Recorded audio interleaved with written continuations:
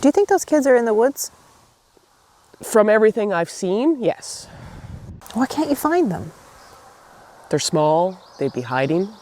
They would have crawled underneath something probably when they got tired. They could have gone further than what we searched. There's all kinds of scenarios.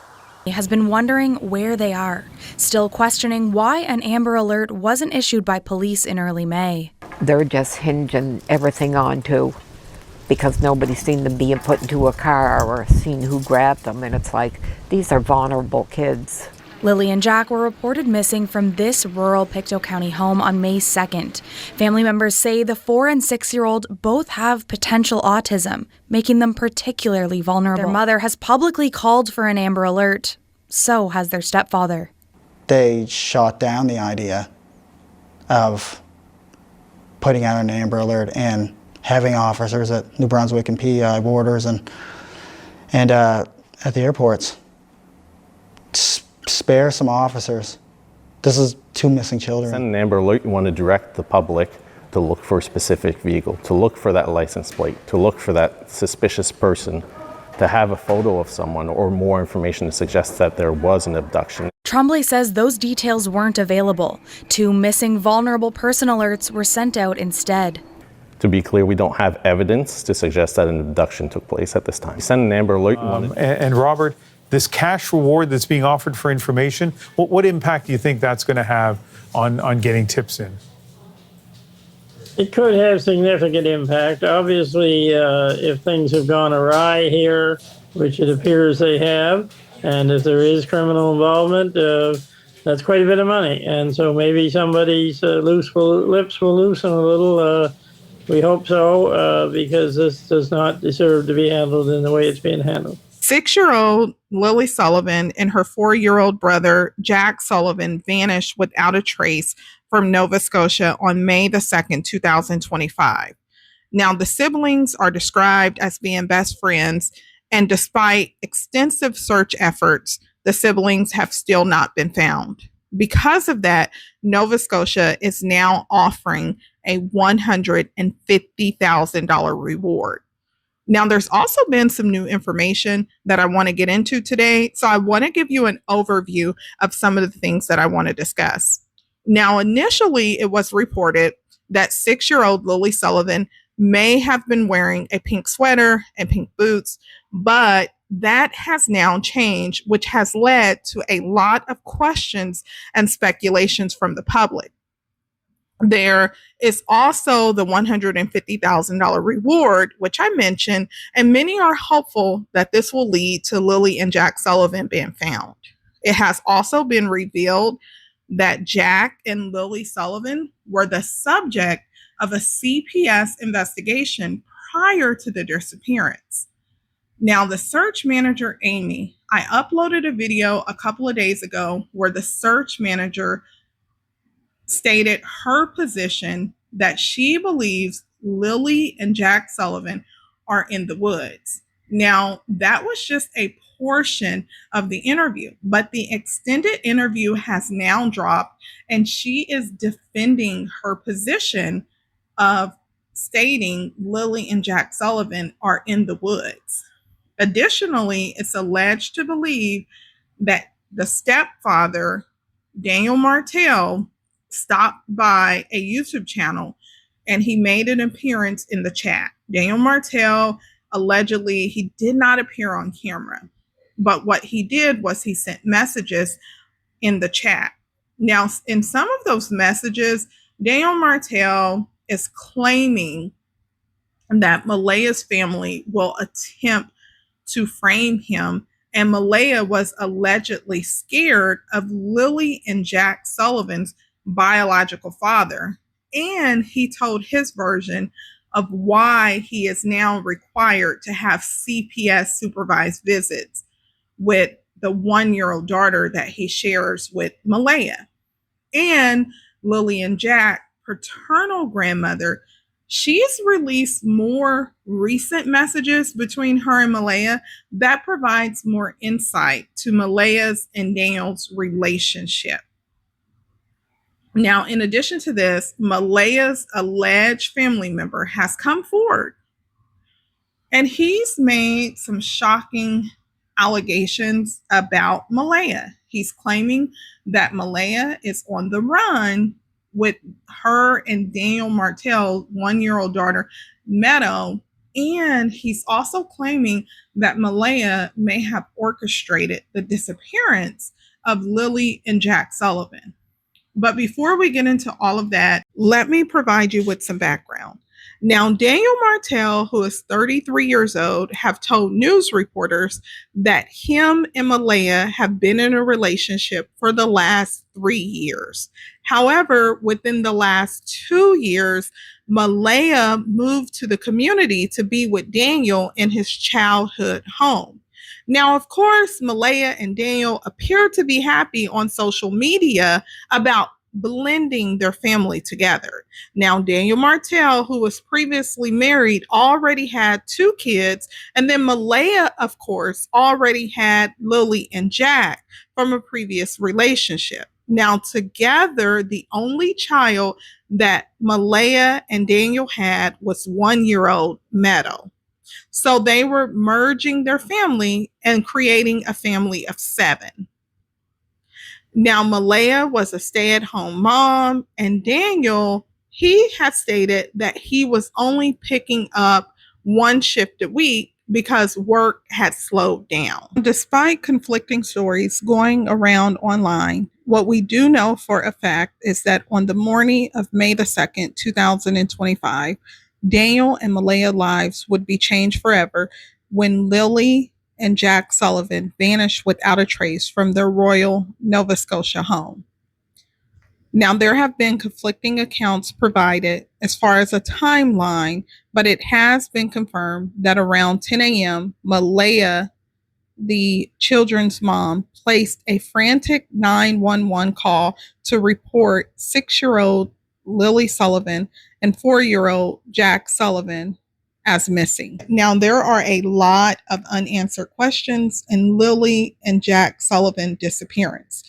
The fact that 2 siblings were able to vanish without a trace from their home and there's been no major breakthrough in the case, or at least no major breakthrough that the public knows about, has left more questions than answers. And one of those questions that continues to come up is why no Amber Alert was issued. Now, the RCMP did previously defend their position, but that still has not satisfied Lilly and Jack family. Now, their paternal aunt did speak out, and she stated in a post, if you were doing everything and leaving no stone unturned, why wasn't abduction a possibility from the start? Now, in response to this, there was someone who responded, and then in response to their initial comment, the paternal aunt says they need to design a new alert system for possible abduction cases with children this young. You would think that they would have covered all bases from the start. I honestly feel like the RCMP dropped the ball by making such statements as we ruled out abduction and it's a low possibility. Now, after this, the person responded and said, I think they haven't because they weighed odds. What's the odds 2 kids disappear together, almost non existent? What's the odds 2 small children slipped out on basically dead road to be taken by a stranger driving by at the exact moment the kids were out front? Thought to himself, I like kids, and took them both without a fuss, without either kid screaming bloody murder.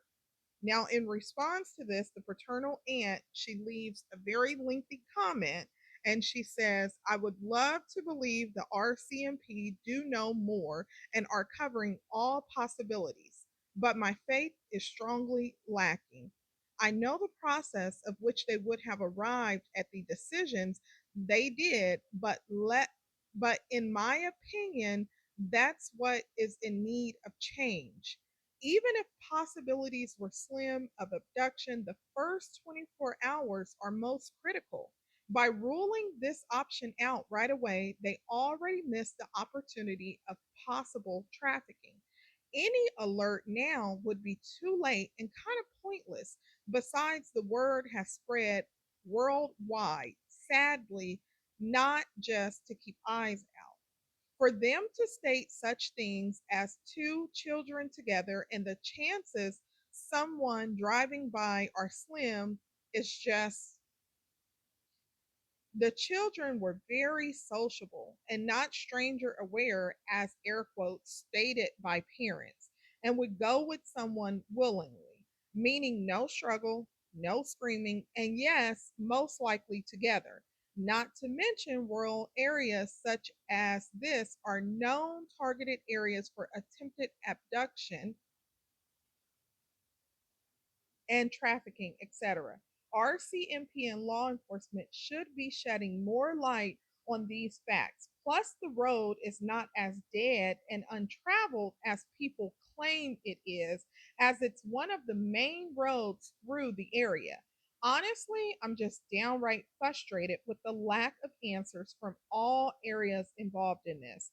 And for them to follow up on leads such as the kids being seen in Alberta, I hope I said that right, but not follow up on convicted pedophiles known in the area is mind boggling to me.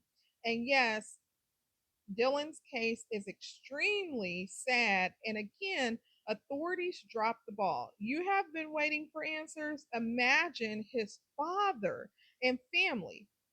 Now, keep in mind that this is the paternal aunt. So, Lilly and Jack Sullivan, grandmother, of course, she's come out and publicly did the interview. This is her daughter.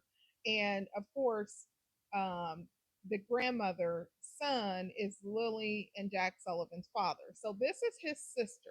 Amber Alerts are a public notification system used in Canada and the US to help find abducted children believed to be in imminent danger. There were 8 Amber Alerts issued last year across the country, according to RCMP, but they have very specific sets of criteria. When you send an Amber Alert, you want to direct the public to look for a specific vehicle, to look for that license plate, to look for that suspicious person, to have a photo of someone or more information to suggest that there was an abduction. Tremblay says those details weren't available. 2 missing vulnerable person alerts were sent out instead. To be clear, we don't have evidence to suggest that an abduction took place at this time. But still, family members believe the kids aren't in the woods around the home, that searchers have scoured 3 times. In my eyes, they're definitely not in the woods. I crossed that out long ago. They're not in that woods. RCMP say many different options are still being looked at. They continue to receive tips and conduct interviews, and they're still looking for video footage from the area. And family members are still hoping for closure. Okay, so you just heard from the captain who works in RCMP's communication unit, and he was working on the day of the disappearance, and he reviewed the policy on Amber Alerts. Now, although he reviewed the policy, it is a risk manager that is appointed for every major incident, which Lilly and Jack Sullivan's case would have qualified as, and ultimately that risk manager makes the determination. So in this particular case, it was determined that there would be 2 vulnerable person alerts that would be issued. But because in Lilly and Jack Sullivan's case, as he explained, there's a criteria for an Amber Alert because you have to be able to point the public to something such as a suspect, a person of interest, a vehicle. You want the public to be able to look for something. And in this case, he said Lilly and Jack Sullivan case didn't meet that criteria. Now, based on him further clarifying RCMP's position on this, please let me know, what are your thoughts below. Do you think that this is an opportunity for a change to occur with the Amber Alerts? Or do you believe that based on the fact that according to RCMP, they did not have a person of interest to point to, they didn't have a suspect in the case, they didn't have a vehicle, a license plate number, but what they did do was issue 2 vulnerable person alert. So by that, they're saying they satisfied their obligation. Of course, this is an ongoing investigation at this point. Now, what I do want to turn to is the clothing description. This has been a very big topic now because there are various new articles that have come out since the $150,000 cash reward has been announced. Many news articles are being published, and with those news articles being published, a lot of people have pointed out, hey, Lilly has a different clothing description than what she initially had.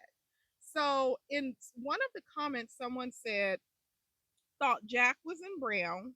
Someone else also said, I've never once heard of a Barbie top or Under Armour jogging pants. And then someone else says believed to be wearing. Big difference from last seen wearing. And then someone said, my guess is the clothing description is from what they were wearing the previous day, perhaps. Now, keep in mind, the news articles that have been published says the RCMP say Lilly has shoulder length, light brown hair and bangs, and may be wearing a pink sweater, pink pants, and pink boots. And then there's another one basically reiterating the same information. Now, I am going to play this news clip because this was just published.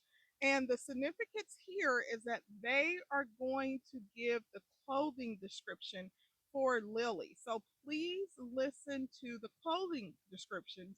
And after you do so, please let me know, what are your thoughts about this? The RCMP asking Nova Scotia's Department of Justice to add the children's disappearance to the province's rewards program, offering up to $150,000 for information to figure out what happened. I can't speculate as to the nature of information that may either lead to the solving of this case or to a reward, and I wouldn't want to discourage anybody from reaching out. We want anybody who has any information, and no matter how small they think it is, to reach out. It's now been almost 7 weeks since the Sullivan children went missing from their family's home in Lansdowne Station, Nova Scotia, a tragedy gripping the county, province, and beyond. I certainly don't remember in my years seeing two young kids going missing like this and nothing coming out of it yet. Lilly is 4 feet tall and 60 pounds and believed to be wearing a pink Barbie top with rubber boots and a cream-colored backpack with strawberry print.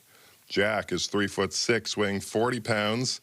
Officials believe he was wearing a pull-up diaper, black Under Armour jogging pants, and blue rubber boots with a dinosaur print. Since their May 2nd disappearance, police have received 508 tips and interviewed 56 people. All have cooperated with police. Former OPP Commissioner and CTV Public Safety Analyst Chris Lewis says the rewards program is a risk-free step for the police. What tells me is, number one, that there is a bit of a stalemate somehow in their investigation in all likelihood, and they're looking to get more conversation going. Potentially what they want is a tip that will lead them to whoever is responsible for this. And Chris Lewis, who you just heard from at the end of the story, says at the end of the day, someone out there knows something about what happened in this horrific case. Hundreds of people, dogs, drones, and helicopters were involved in extensive searches. The last one was June 1st. RCMP again saying further searches will be dictated by information that comes forward. The province's justice minister says she's hopeful including this case in the rewards program will help bring it to a close. Todd. All right, we'll see. Callum Smith starting us off in the news. Okay, so you just heard the news clip and you heard the clothing description that was provided for Lilly Sullivan and Jack Sullivan, her brother. Now, what it stated is that Lilly was believed to be wearing a pink Barbie top, pink rubber boots with a rainbow print, and carrying a cream-colored backpack with a strawberry print. The difference there is that it's now being described as a Barbie top. Now, others have pointed out that it is possible that Malehya or Daniel, someone may have went through their clothes and noticed that this was the top that was missing, and maybe that's why there's more of a definitive description of the top versus the more general description that was previously provided. However, RCMP has not come out and clarified or said that there's new information. All we know is that the news stations are now providing this more definitive description. Okay, now as far as Jack Sullivan, what you heard was that Jack was believed to be wearing a pull-up diaper, black Under Armour jogging pants, and blue rubber boots with a dinosaur print. So again, what changed for Jack Sullivan is the black Under Armour jogging pants. That was not previously provided. Let me know below, what are your thoughts?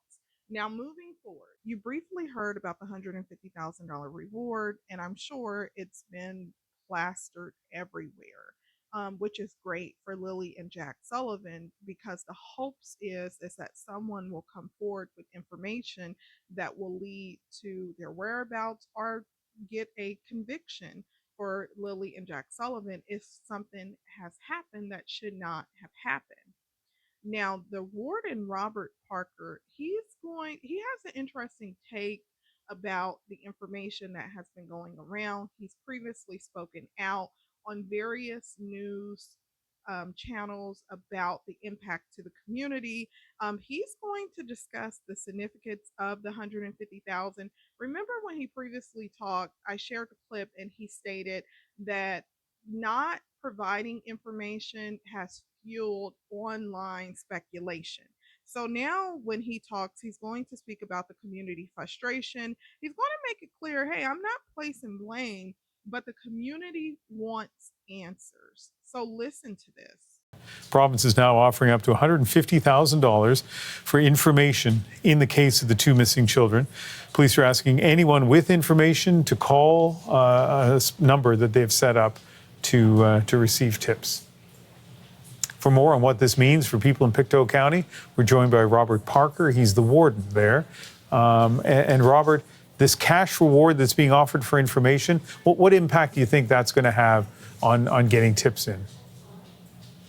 It could have significant impact. Obviously, if things have gone awry here, which it appears they have, and if there is criminal involvement, that's quite a bit of money. And so maybe somebody's lips will loosen a little. We hope so, because this does not deserve to be handled in the way it's being handled. It has been weeks now since these two little kids disappeared. How's the community doing? Frustrated, I would put at the top of the list, and sort of on edge. Everybody wants to find out what happened, I guess is what I'm hearing most people say, and they're frustrated by not getting some answers, and not blaming anyone, but clearly frustrated and almost afraid to hear the news. They're almost afraid to turn the news on in case it's what they don't want to hear. Although I think most people are prepared maybe now for that. Yeah, no, it's been a long, long time. So when you have a case like this that drags on for a long time, I'm sure, I think you and I talked about this weeks ago, lots of rumors in the community, and those rumors can be pretty corrosive. And so how's the community dealing with that, about the rumors about what may have happened? I think most people would rather not have the rumors out there, to wait and let the RCMP do their job, and then deal with whatever comes out of that investigation. But unfortunately, we can't control people's emotions and people's thoughts, and it's one thing to talk about it in private, what you or somebody else thinks might have happened, but not to put it on public. And I've even been told that some people are making money off of this, which is a real tragedy too, by leaning on the story of little Jack and little Lily to pick up an audience that then advertisers will pay them for. While you were talking, giving that last answer, we were seeing some pictures of the search, and we saw a drone and police officers, search and rescue officials. A lot of time and effort and person power has been spent on searching, especially the woodsy area near the house. And as far as I know, virtually nothing has turned up. you know, you know the area well. Like, do you think there's a possibility that these kids wandered in those woods, or do you figure they must be somewhere else? Well, there's always a possibility, and the RCMP seem pretty well stuck on the fact that they're in that woods, and if we keep looking, we'll find them. And I hope maybe they're right, but the woods is terribly rough terrain there. After Hurricane or Tropical Storm Fiona went through, everything is crisscrossed in there, and there is a chance that little ones could crawl in under a big spruce tree root and be well hidden from anybody that walked by. So there's always a chance, but an awful lot of people have gone through there looking, and professional searchers, and haven't found anything. So I think the general public is thinking that there's something different here than lost in the woods. Yeah, it must be so frustrating for people there. When you heard the news out of Quebec, now we're talking 3 to 4 days as opposed to 6 or 7 weeks, but of the 3-year-old who was found alive and well in Eastern Ontario, what did you make of that story? I think it raised people's hopes around here, but they are very different situations for sure. But there was sort of a peak in hope, and there still is hope. There's always hope until we find out otherwise. But I think the only hope left for our little ones is if somebody did abduct them, and hopefully somebody who was doing that for a loving cause and not otherwise. That perhaps they could still be safe somewhere maybe far away from here. I think that's in the back of a lot of people's minds, is not maybe the most likely possibility, but still a possibility, and people are hanging on that. When they saw little Claire, I think that raised those hopes a bit to know that something positive can happen. Again, very different circumstances, but we never lose hope until it's over. Okay, so the warden spoke, and he also made a point to point out that there was a missing 3-year-old toddler who has now been found. There was a 4-day manhunt, and it ended in the best way possible with this 3-year-old toddler being found. Now, how she was able to survive for 4 days, that's still an ongoing investigation. But in the interim, the police have requested for her name and her photo to stop being shared and circulated because she's already been through enough. But the significance there is that has brought some hope for people there in Canada in saying, well, this 3-year-old toddler was gone for these amounts of days, so we're hoping. But keep in mind that Lilly and Jack Sullivan, they have been missing since May the 2nd. And what is interesting is that a lot of people have pointed out that Amy Hansen, she is the search manager. She has over 22 years of experience. You heard in the intro. She has stated that she still believes that Lilly and Jack Sullivan are in the woods. So the significance to this is that you now have a 3-year-old toddler that was recovered after a 4-day manhunt.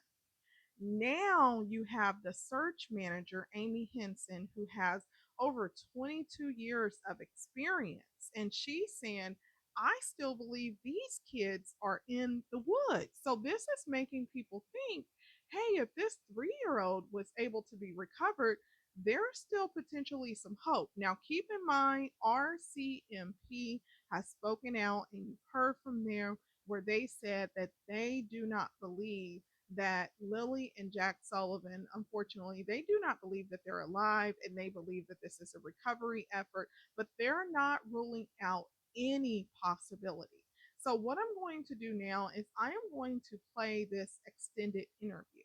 Now, if you've been following this case on my channel, then you know that I uploaded a portion of Amy Hansen's interview. However, the full extended interview has just been released, and it's the significance here is that she is going to talk about why she believes that the children are in the woods, and she's going to defend her position.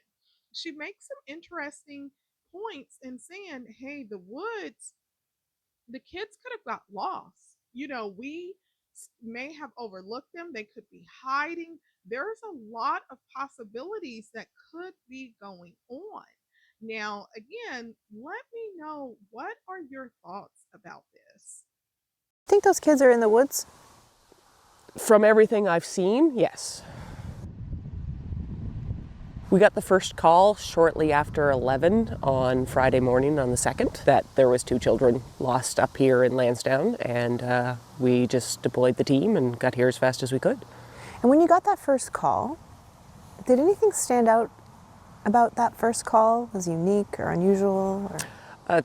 It's not common to have 2 lost subjects in that kind of scenario, so with kids like that, it's not common to have the 2. It's not uncommon, so a pair of hikers is overdue or something like that, but with kids it is a little uncommon to have 2 gone missing. Have you found anything? The only thing that we had was the boot prints that everybody, and we still cannot 100% say that they belong to the children, but that was pretty much the only thing that we had. You think they're in the woods? I have not been told anything to lead me to any other conclusion at this point. Why can't you find them? They're small, they'd be hiding. They would have crawled underneath something probably when they got tired. They could have gone further than what we searched. There's all kinds of scenarios, unfortunately.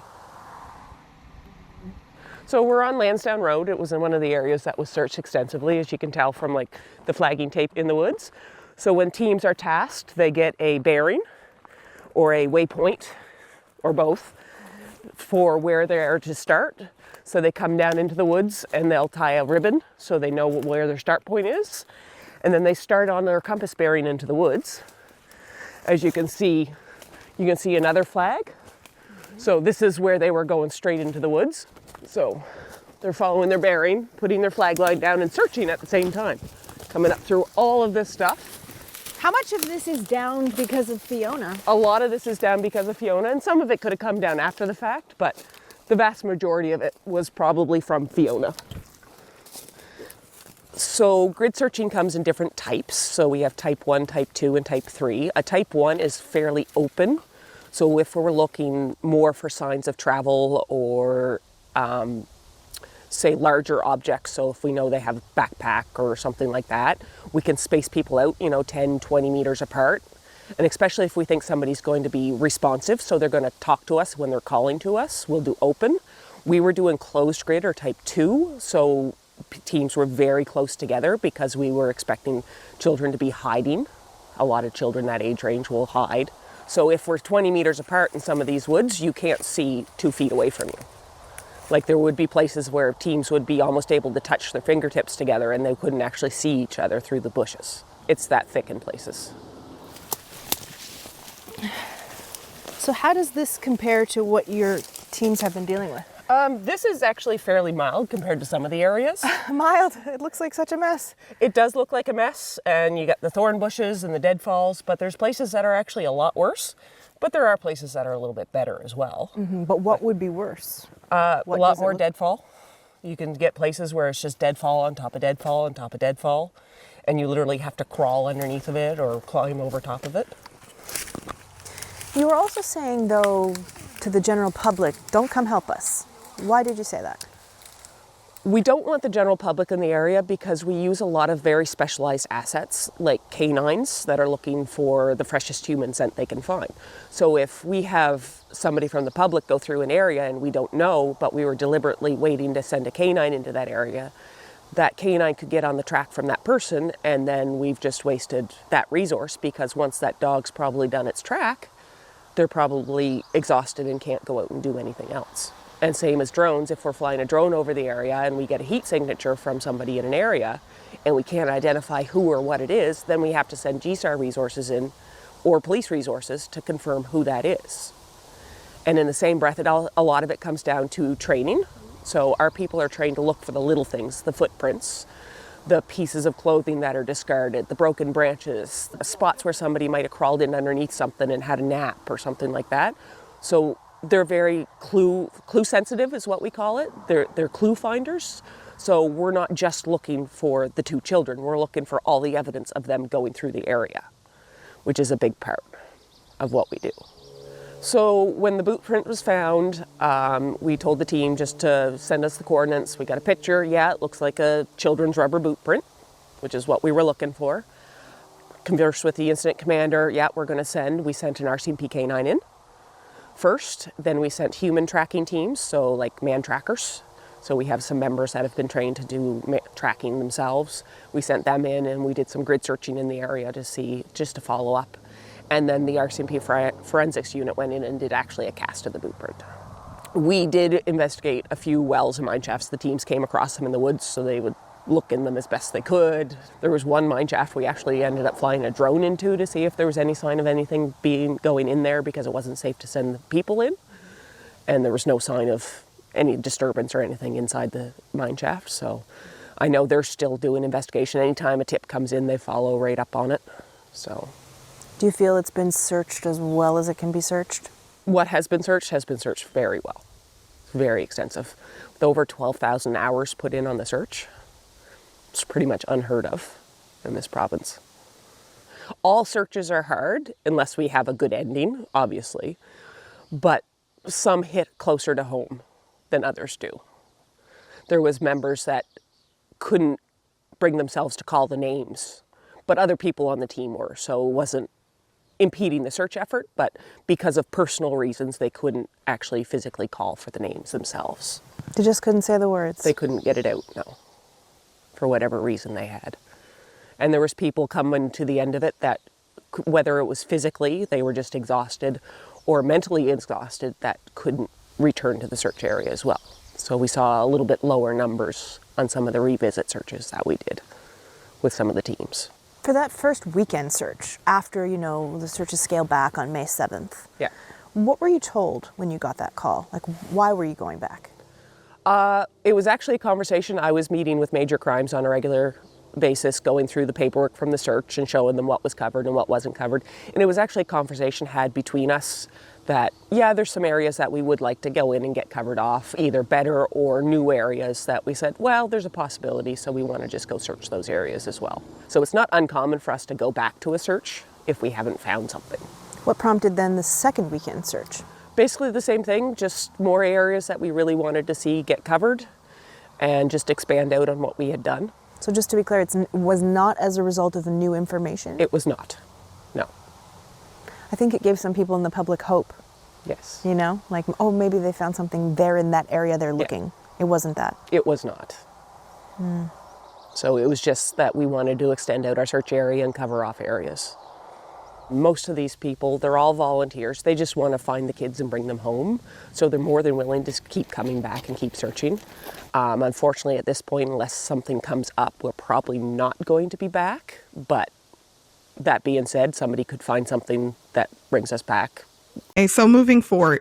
Now, it's alleged to believe that a few days ago, Daniel Martell stopped by a YouTube channel, Dolly Vision, and on this YouTube channel, he was in the chat. If you clicked on Daniel Martell's name, of course, some of you may know Daniel Martell, he has a YouTube channel. So during the live broadcast, Dolly Vision clicked on his name to ensure that the name went back to the YouTube channel, which, has been up for years. And this was a hobby of Daniel Martell. Now, of course, during the live broadcast, Dolly Vision, he confirmed, yes, this is Daniel Martell's YouTube channel. In addition to this, there are some more recent messages that have come out from Lilly and Jack paternal grandmother, where she is questioning Malehya about some of the things that Daniel is actually going to say. But first, I'm going to talk about the messages from Daniel Martell. So again, these are alleged to believe to have occurred, but the paternal grandmother did believe that this was Daniel Martell because she went to Malehya with some of the things that was discussed and questioned her about it. So I'm going to go over the messages from that he left in the live chat when it was going on. So Daniel Martell, now keep in mind, just, to set the tone of this is a live broadcast that was going on Dolly Vision's YouTube channel. While he's having this live broadcast, there were several people that have already been going back to Daniel Martell, telling him about some of the things that have been said. And apparently Daniel Martell has been keeping up with the online, discussion or speculation. So Daniel Martell could have himself dropped in there, or someone else said that they made Daniel Martell aware as well that this broadcast was going on and sent him the link. So many have questioned, well, how could Daniel Martell just conveniently drop in? Let me know, do you believe that this was Daniel Martell? Now, I'm not presenting these messages to say that they are Daniel Martell. As I've said, the paternal grandmother, for some reason, she did believe that it was Daniel Martell, and it was from his YouTube channel. Now, if that YouTube channel was hacked and someone got in there, that's unknown, right? But let's go ahead and get into the messages. So Daniel Martell, while this is going on, Dolly Vision is discussing the case, different aspects of it. There's comments that are going on. So sometimes Daniel Martell is just clearing the air. He's just responding, and sometimes Dolly is posing different questions to Daniel Martell and giving him an opportunity to clear the air. So it starts off in no particular order. Daniel Martell says, kids are alive. Polygraph exam questions were all on deaf. Everyone passed. Then Daniel Martell goes on to say she has Meadow and is on the run. So this is Daniel Martell stating that Malehya, the children's mother, is on the run, allegedly. Now, Daniel Martell goes on to say, bro, Malehya is on the run from RCMP. What don't you get, bro? Malehya knows everything. I want Meadow, not Malehya. Again, there were comments that were going on. People was questioning if Daniel Martell was really this concerned because he was trying to get back with Malehya, and Daniel Martell clarified his position. No, it's not that I want Malehya. I want Meadow, which is the 1-year-old daughter that they share. Then it goes on to say, yes, she's terrified. Investigators are close. RCMP said drug test not a concern. He inquired, no drugs. Dogs went through house and property. She has Meadow and is on the run. Now, keep in mind the reason why Daniel Martell talked about no drugs, dogs went through the house and property is because the host did pose the question to Daniel if Daniel was on drugs or if Malehya was on drugs. And the host said, I want to be fair because I inquired if you were on drugs. So I want to, do the same about Malehya. So in response to the host stating if Malehya was on drugs, that was Daniel's, response to that. Now, moving forward, it's Daniel Martell allegedly says she couldn't stay around me because she would have cracked. I would have found out. This is Daniel Martell's belief that, Malehya's on the run, that there was some plan that was put together and that Malehya was in on this plan. I told investigators if she loses Meadow, she would commit. I know the guy that said she was on the run. I was the one that told investigators. And then, the guy who said that Malehya was on the run, we will, get into that. But they are together. Daniel's validating that he knows this alleged cousin of Malehya's, and he's validating that, right? So if you believe this to be Daniel Martell, then Daniel Martell is stating, and I will play a small portion of that, is stating that the guy who is saying Malehya is on the run, Daniel Martell is validating, like, yes, I do know him. Now, this next message that says her family found them, this is in regards to the pink blanket. This is in regards to the items that was found that was believed to be Lilly or Jack Sullivan's, right? The host posed the question, who found them, or someone did at some point, and Daniel responded and said Malehya's family found them. Then in addition to this is where Daniel Martell makes an allegation. If you believe that this is Daniel Martell, right? Allegedly, Daniel Martell says Malehya was scared of Biodad. Okay, and he goes on to say, she told RCMP that she felt safe with me. Then 5 minutes in, After a private conversation with her mother after the first briefing with Commander of Operations, Malehya was a different person. She broke CPS protocols, and now Meadow is at risk of being taken. She's supposed to have 24/7 supervision. I have CPS appointment tomorrow. What they're going to say now about Malehya not being supervised. It's not about abduction. That's criminal investigation. It's missing person case. I called her today. She heard my voice. She hung up. That's Daniel Martell allegedly stating that he called Malehya, and after Malehya heard his voice, Malehya hung up the phone. Then he goes on to state, I got interrogated first date. No, Malehya was hugging and kissing me up to 5 minutes before she talked privately with her mom. After that, Malehya kept saying, I have to leave with mom. I have to leave with mom. And then Daniel Martell goes on to state, I'm taking heat tomorrow for major crimes tomorrow. Daniel Martell goes on to say, she only requested the kid's birth certificate and school pictures and 2 stuffed animals. That's all. Everything Malehya owns is still here. She tells reporters to leave and says Malehya is not doing media. That's in regards to the, online. It's been going around that Malehya and her mother has said RCMP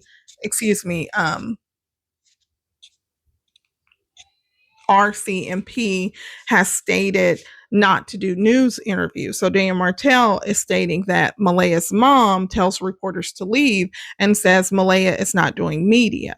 And then Daniel Martell goes on to say they never thought it through. Her family took 2 of my sweaters when they left. Watch them be planted when investigators close in. So Daniel Martell is alleging that he believes the family took 2 of his sweaters so that they can frame him. And when investigators close in, those sweaters are going to be used against him. That's a big accusation if you believe this to be Daniel Martell. Then he goes on to state her family made up stuff to CPS. Her family thought it was a fun family reunion. No tears. So again, these messages were in a live YouTube broadcast that was going on Dolly Vision channel. So please go over. You can check out the full discussion at his channel when this was going on. Now, as far as if this is Daniel Martell, I looked at his YouTube page after the fact, but during the live broadcast, I was not in the chat, so I can't verify that during the actual live broadcast that it was Daniel Martell's. Now, Dolly did state, like I said before, that during the broadcast, he clicked on it and confirmed it. And as I stated, Lilly and Jack Sullivan, paternal grandmother, now, she must have been made aware of these messages because what she did is the message where Daniel Martell claims that Malehya was afraid of the biological dad to Lilly and Jack Sullivan. She went and posed the question to Malehya, and she sent Malehya the message, and then after she posed these questions to Malehya, she, of course, shared screenshots of their conversation with the YouTube channel A Criming Shame, and then they posted these messages. Now, after this YouTube channel published their video, the paternal aunt, she then shared the video to validate that these were indeed, information, a credible source of information. So she shared this video with these messages from the paternal grandmother.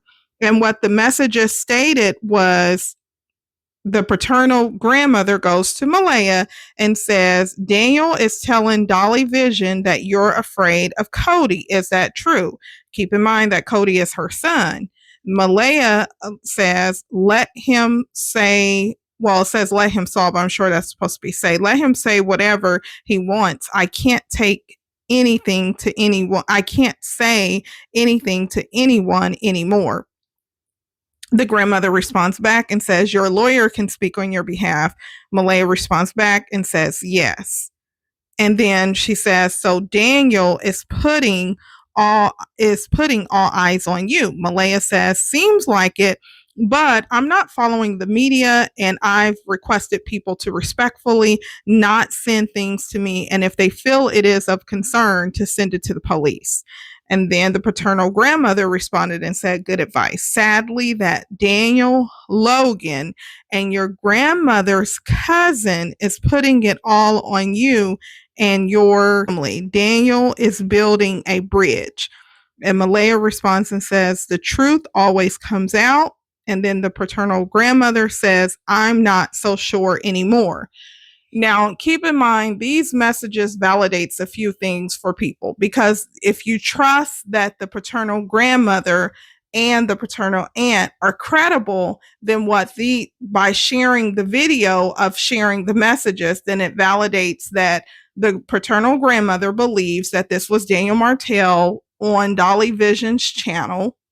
And then she is also sharing messages between her and Daniel, where she went to pose a question to Malehya. But then what she's also confirming in the messages is that Malehya does have a lawyer, because there's been speculation about if that rumor was true.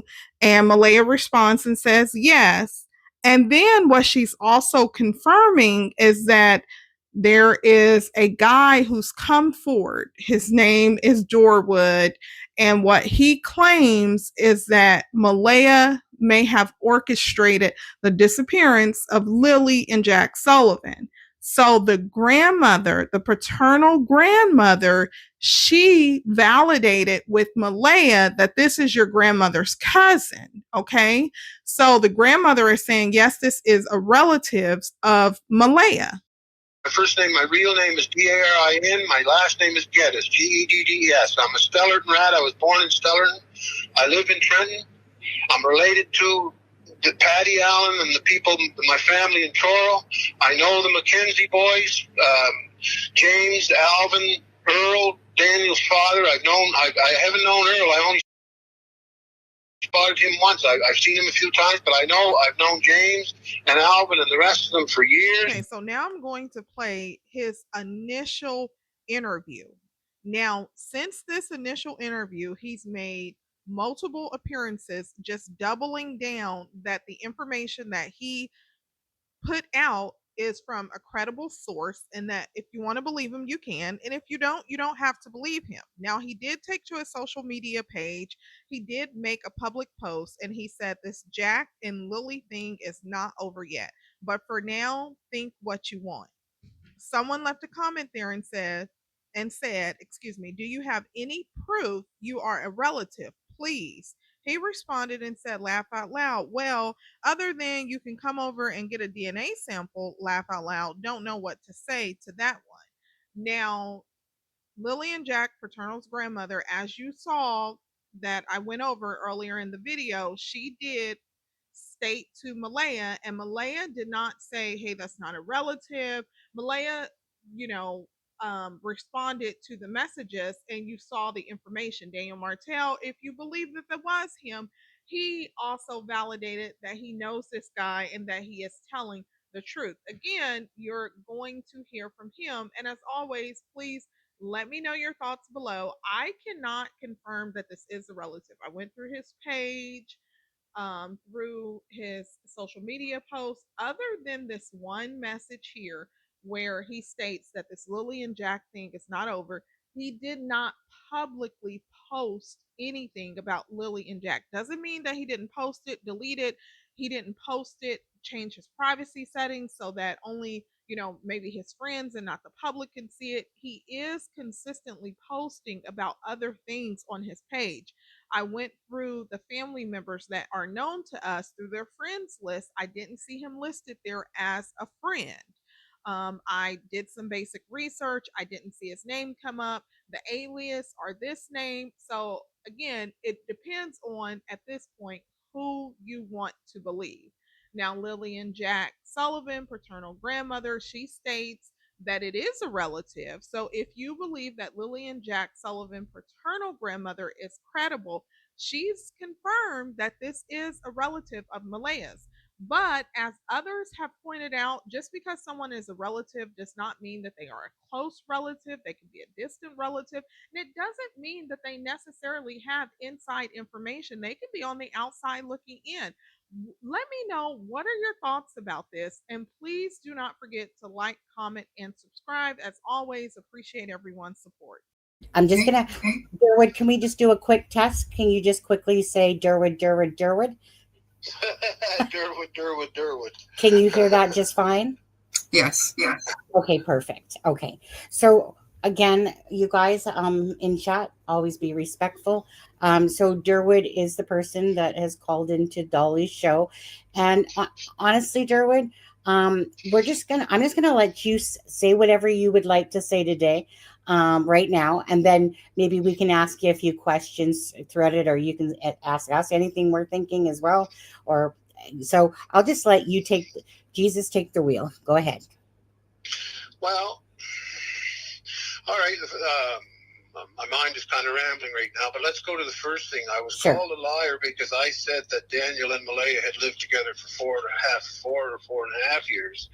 And that's true, because what a lot of people don't know is that Daniel lived with Malehya at my cousin's place, who is Patty, the great-grandmother, for about a year, up to a year and a half, before they moved to Lansdowne. And then they lived in Lansdowne for about 3 years. Okay. So that's a lot of people don't know. Well, nobody, I suppose, would know that they lived there for over a year before they moved to Lansdowne, before the lady gave them their trailer to live in.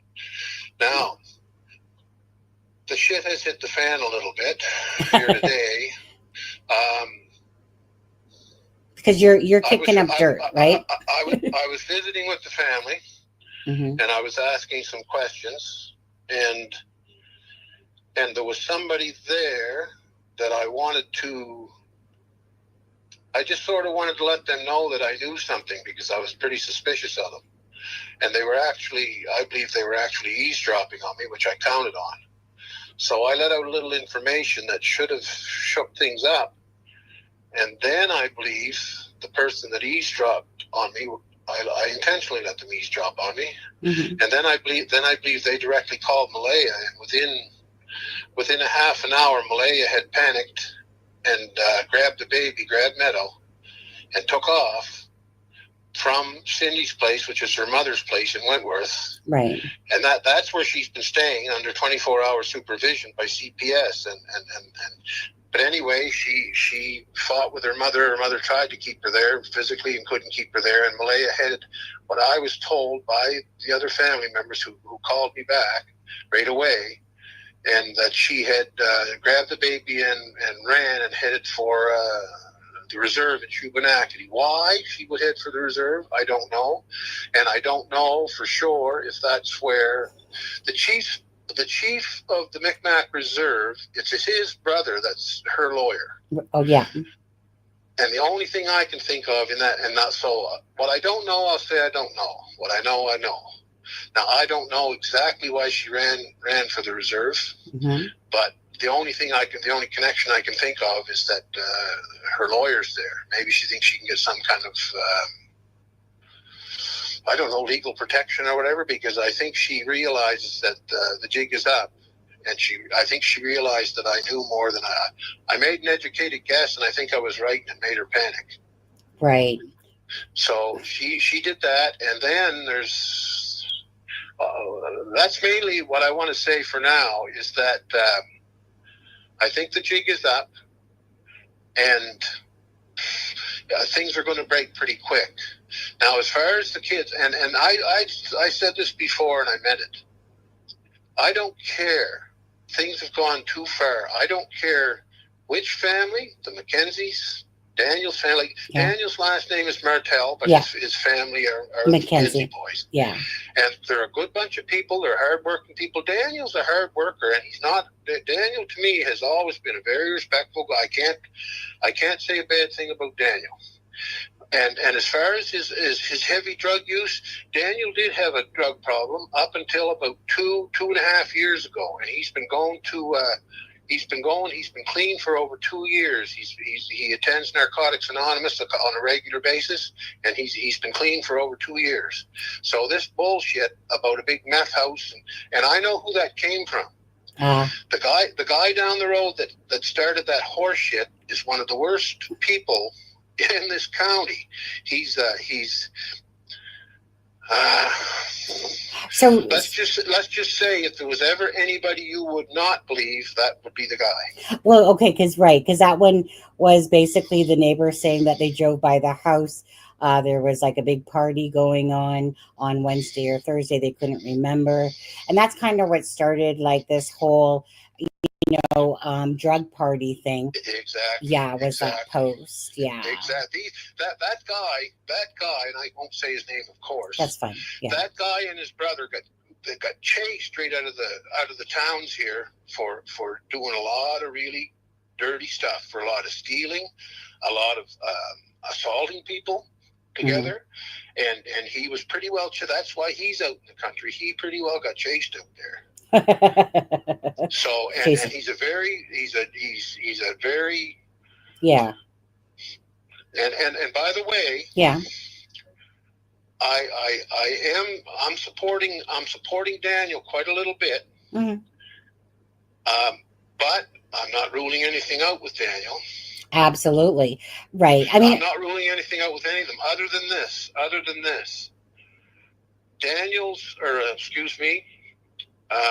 Cindy, the great-grandmother, knows nothing and has no responsibility or connection to this at all.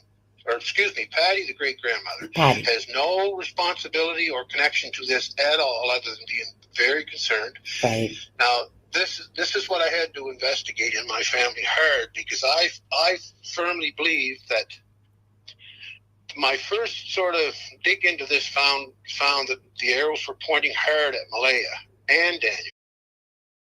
Yeah. And it came to be that there's a lot more pointing at Malehya with the actual problem with the kids disappearing than Daniel. Daniel is confused. He thinks he knows what happened, right? And he knows part of it, but believe it or not, he is very desperate. He's just sick about Meadow.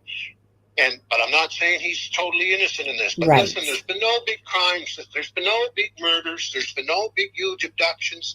There's been no children getting sold for drugs. It's all been overworked. It's all been overblown. And what's happening here right now, and this is 99%. I'm absolutely sure. What's happening here right now is there was a young couple together. They had kids. They were stuck out in the country. Well, Malehya wasn't very happy because it's pretty damn boring out there. And a couple others, and they were having their differences. There was I won't say which one. There was one not disciplining the kids enough, and there was another disciplining the kids a little bit, like believed in.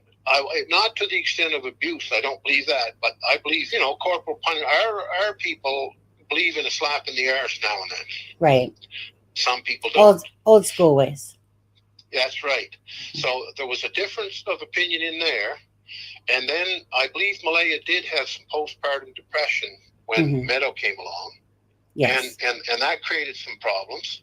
And then financially, now Daniel worked that this 1 day a week thing is another bullshit.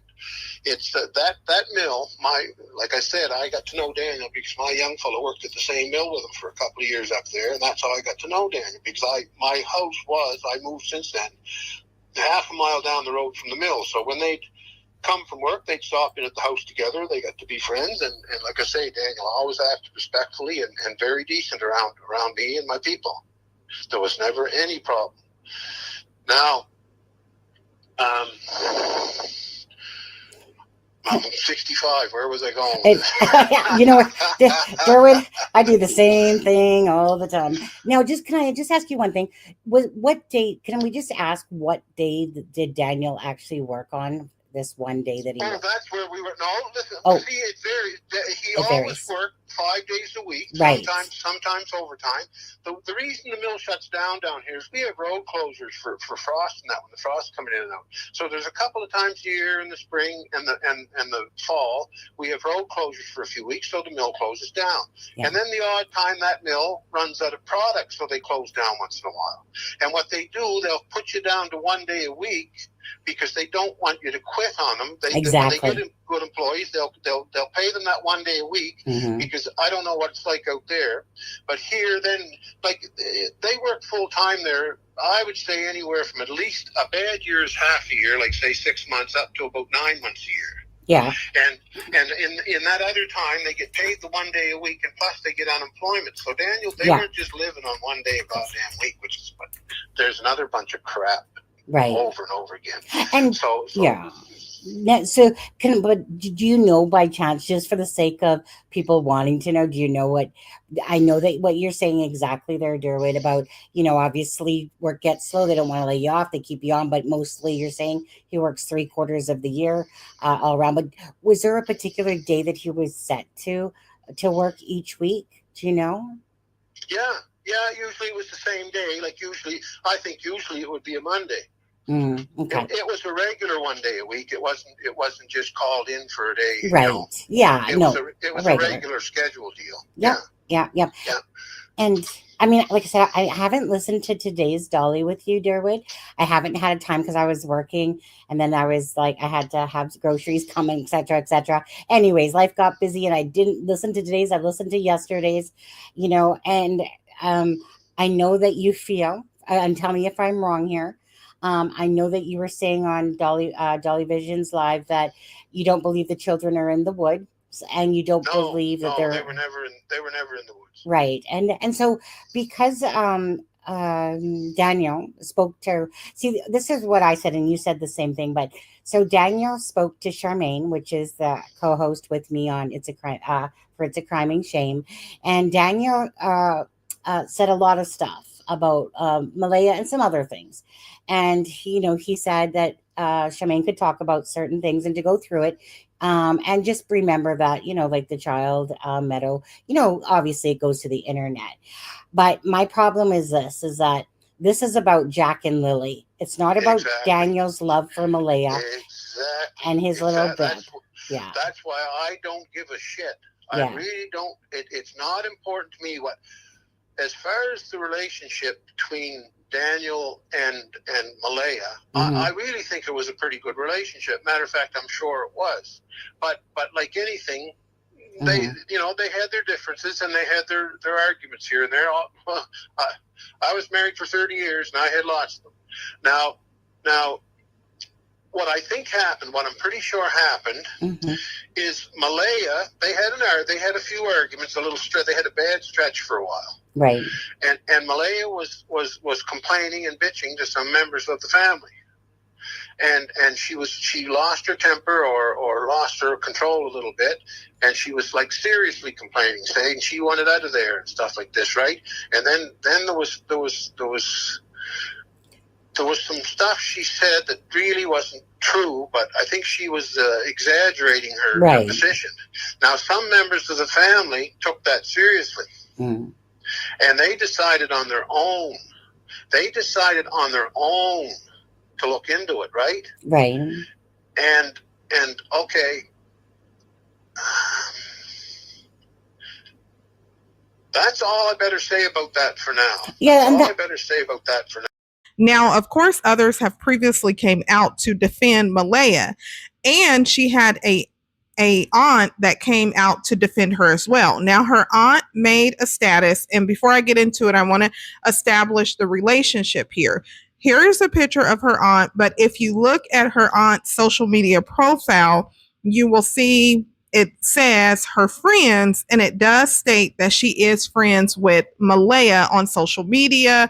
I also looked through the pictures, the ones that were available, because in the recent days, Malehya has completely locked down her profile. Now, if you're friends with her on social media, according to the Lilly and Jack Sullivan paternal aunt, you could still see her social media statuses. But if you're not friends with her, then you're not able to see them. So she hasn't deleted, she just changed the privacy settings, locking down everything.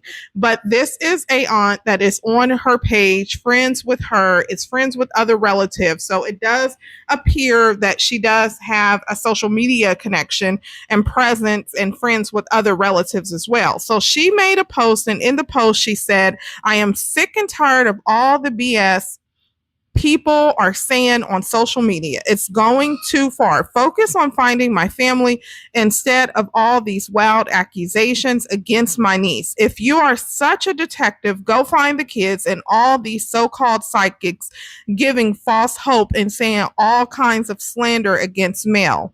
You sound, I've bit my lip long enough. Stop with the falseness and find my family. Now, this is from the lady that identifies herself as Malehya's aunt.